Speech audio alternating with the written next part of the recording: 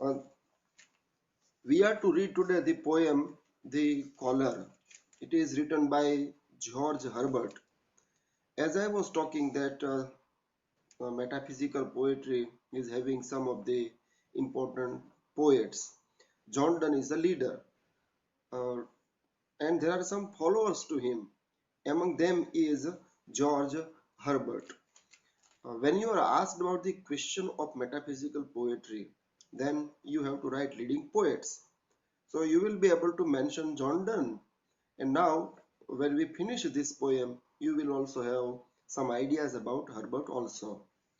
Uh, Herbert came very later in this trend of the poetry. He was born in 1593 and died in 1633. So around about 39 years of age he lived. But by the time he had become very popular over the country, and his reputation stands as a metaphysical poet. Uh, if we go back into the little bit biography of Herbert, it will give you also somewhat idea of his writing. Like a John Donne, he also came from very wealthy, influential family, and his parents were also influential in the political parties of England. His father and forefather both were having very good connections with the monarchy of the time, King James the First, and later on Charles the First and Charles the Second also. Uh, his schooling also was good. He went to Trinity College and then he went to universities. He took the degree. Uh, Herbert's mother was also a very good person who always encouraged literature.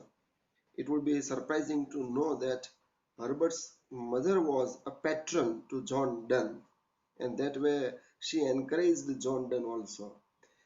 Uh, it's a wonderful thing that later on, when Herbert's father passed away, John Donne stood by the Lady Magdalene, Herbert's mother, and that way Herbert had connection with Donne. That way also he must have been influenced by John Donne. So that is what these two poets come across. John Donne's life must be very much inspiring to Herbert as he started writing. Uh, Herbert initially went to university, he became a public orator, and later on he became also very popular. He drew attention of the king James the First, and he was invited for the job. For nearly 3 or 4 years, he served as a as an orator in the university, and his speeches have been also preserved. It means he has the ability to deal with words. Later on, he actually had no any intention to become a priest or serve in the churches, but he was sent and then he served as a priest to a small parish in a small rural church. Herbert was a very good person. When I say very good, means at heart he was very warm and pious man. In his parish, he always welcomed people, he loved people, he took care of them like family members. Often, he and his wife went to help the needy people, and for some years he served there. Before that, he had been also the member of parliament as well, but that thing did not continue longer time. Some of the things changed, and he himself then lost interest into it. And uh, with this background, he had been to the parish, and he served for some period, and that is remarkable thing. It was nearly 100 miles away from London, head activities of the city. Hence, he had lot of time to contemplate, think, and read and write. During those years, he produced some of the very good poems. These poems have been collected in the collection, The Temple. It is very well known poem. It would be surprised to know you that when the collection was published, within a short time, nearly 6 to 7 editions ran. It shows his popularity. He also was interested in Greek and Latin. During those times, any scholar is not complete without the knowledge of these languages. So Herbert also had those knowledge, uh, and he wrote in those influences. His some of the sermons are there. Other writings are also there. That is what Herbert's little bit background is. As metaphysical poetry, we come to know that there is the themes of religion, God, salvation, discipline, His love.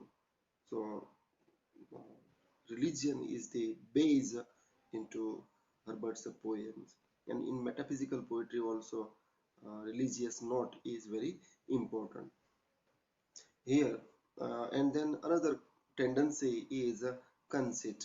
I will explain you where in the poem this tendency is seen, and uh, obedience to God. That is what we find in metaphysical poetry. Herbert is different than John Donne in terms of physical sensuousness or amorous poems.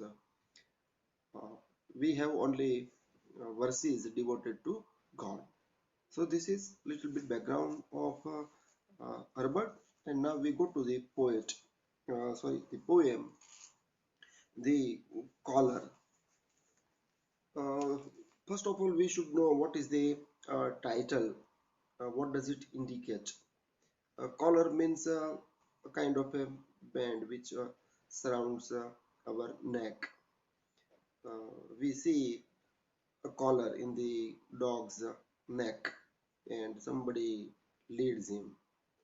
Same way in parish also, I mean in the religion, churches, where priests also have a kind of a collar. Uh, this collar shows devotion to the God, or you can say it is a matter of discipline. It is a kind of a submission to the Lord. You abide the God. That is the color means. Here, how it relates in the poem, we'll come to know later on. The theme of the poem is that uh, one must follow the God's laws. Obedience to the God is the theme of the poem. Submit yourself completely to the Lord. That is the poem uh, says.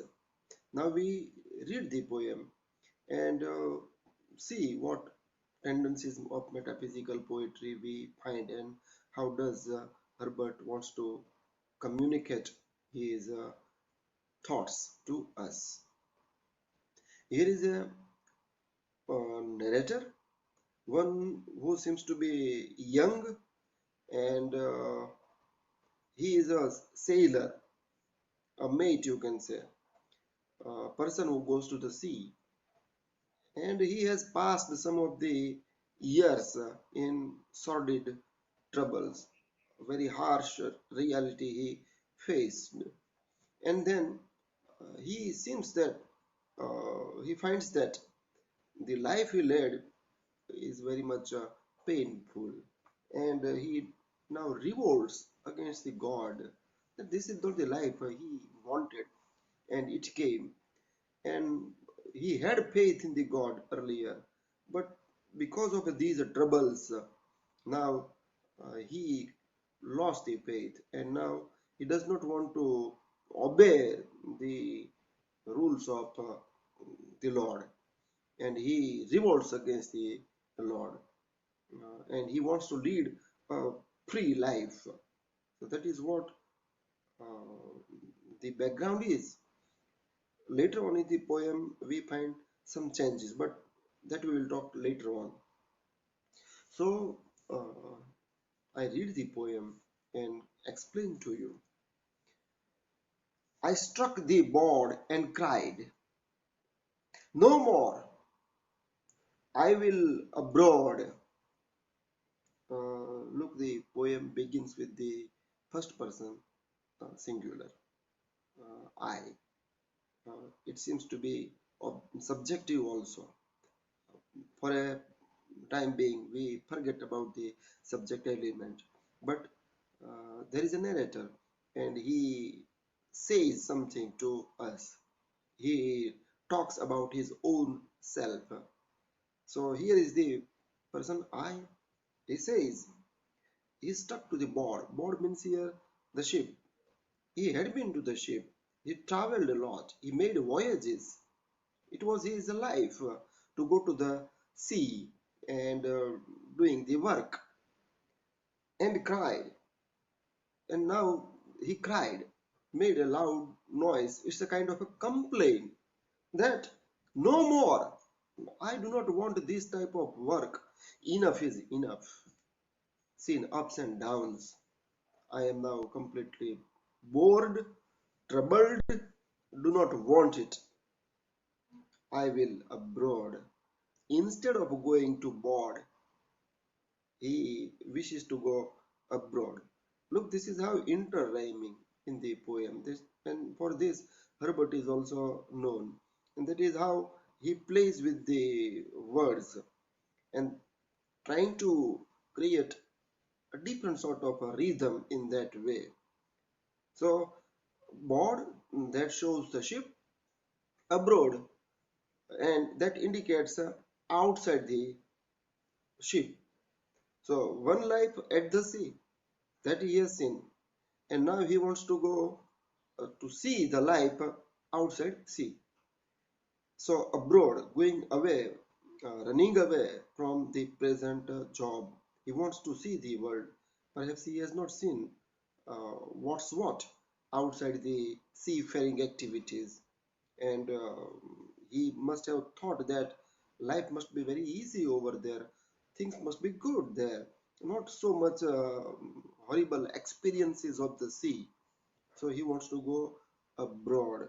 Abroad does not mean here one wants to go outside of England, because the narrator belongs to England. But here abroad shows coming out of this seafaring work. So he is totally tired now and wants to run away from the contemporary work.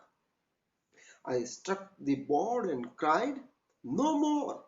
Look, only one phrase, no more, that shows how much he is now unhappy with the thing. No more. I will abroad. Look, the determination. I will, not I shall, abroad. That is how the narrator's heart is, mind is at unrest. He is uneasy with the work. What?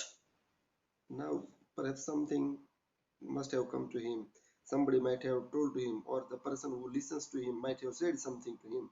And as a result, his response. Look, that is what we find into metaphysical poetry.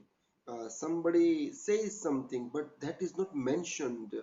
Uh, but the response of the narrator shows that somebody has asked or he has listened to something, and because of that, he is responding.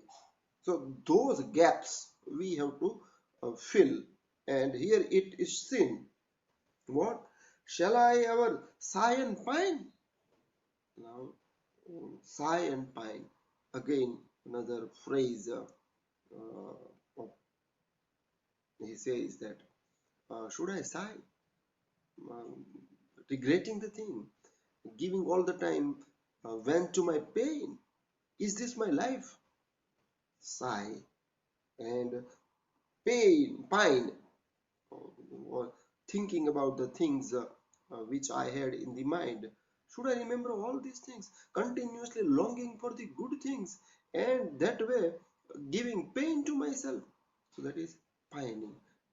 A great desire to get something, deep wish to have something. Always I should wish only, longing only in my life, not getting the things. Things only remain dreams. That sort of life now I do not want.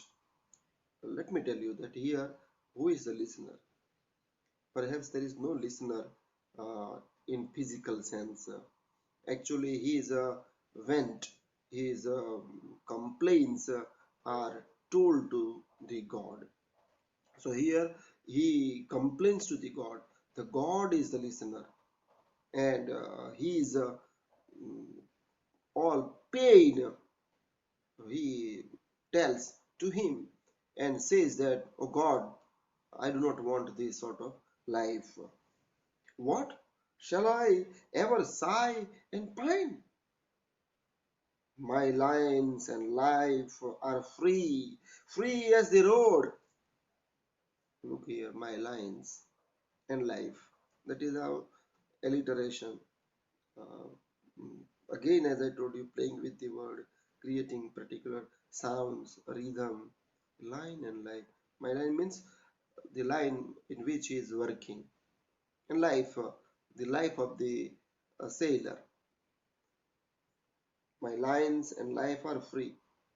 Till today, I did the things abiding to them, but now I do not want to go to that line. Means going to the ferry work, going to the ship. Now I am free. It means the narrator has already decided that he will not go to the work. He is free. Free as the road. The road is free. You can walk over it. It has no any particular boundary. It goes on. Same way, anybody is free to walk upon it. As the road bends, takes turns, goes up, goes down, as if it has no limit, like that. My life is like that road that is free. It is not abide to anybody. Road is free means road has no any particular limitations of the world. That way, a person should be free. So that is how my lines and life are free, free as the road, loose as the wind, as large as store. Now the narrator says that like wind, wind is free. Nobody can control over it. Nobody can keep it. You cannot tie it. Wind is free. It moves everywhere. Same way. Look, this is the comparison uh, that surprises us. A person compares his life with the wind. Generally, we compare the life with other object, with the life of some other living being. But here, that is not living being. And with the wind, but here we have to keep in mind, why does he compare his life with the wind? Because wind is free, and that is how he wants to say his life is free. So like the wind, he is free, loose as the wind, as large as store of the life, store, you can say, granary, or the store uh, which we hope to receive in the life. It means a full life is the store. Lot of things may be there, not restricting oneself to particular things. So that is how uh, the life he expected. He wishes that my life when I leave this work would be. It means these are the only hopes or expectations he wants to have. He thinks that these things he would get. There would be a total freedom, no any rules and regulations. Remember, when you go to the sea, you will have to follow certain rules. You are not as free as you are on the land. So, abiding laws uh, here, let me just hint you that the life one leads at the sea, it is full of rules and regulation. Same way, a person leads the life anywhere.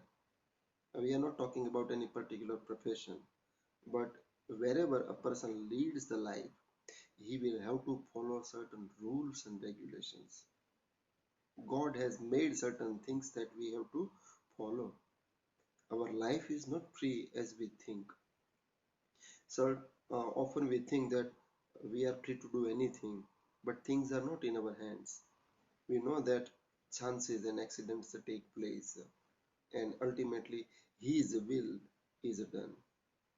So God is the master, we are the slaves, or in terms of if we don't say we are the slaves, God is the father, and we are the sons of Him. So God always, I mean, the father always wishes